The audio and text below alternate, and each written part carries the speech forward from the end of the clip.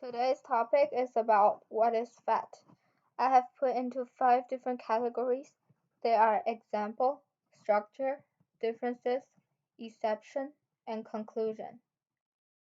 First thing in example is that the comparison between olive oil and pancake mix. There are 100% of oil, of fat in olive oil, but it is good for your body. And pancake mix contain 11% of fat, but it is bad for your body. The introduction for that is that fat amount doesn't impact your weight, cholesterol, the heart disease risk, but it is caused by the kinds of fat you are eating. The second category is structure. When we look into a salmon body, you will see that the fat molecules have turned into triglyceride shape. And the structure for fat, the first structure is glycerol. Its feature is that in the left side it will have 3 carbons, and the black backbone will hold the molecule. And the second type of structure is fascide. The right side it will have 3 long chains. Its subtle differences determine whether fat is liquid, solid, or rancid quickly or not. The differences is for fat is the length. And the second difference is the bond, carbon atoms bond, which is the fatty acid. It has 2 different bonds, which is single and double or more. Single bond means saturated. It also means bad to your body. For double or more bond means unsaturated fat, but it is good for your body.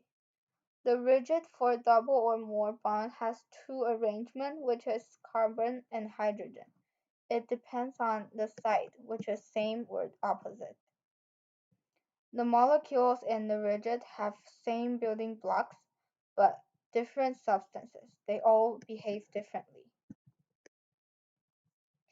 And the next category is exception. The exception is about trans fat. First thing about trans fat is the configuration. They have 2 configurations. First is CIS and the second is trans. Trans doesn't rancid, but it is more stable when you are frying. It will change the texture of your food, but it is terrible for your health. It is a type of unsaturated fat. And the second thing of trans fat is the body matters. It is 3D shape molecules fit inside. It will become an interfere to your pathway. And the third thing about trans fat is that you will know it is trans fat in the word partial hydrogenated on the ingredients list.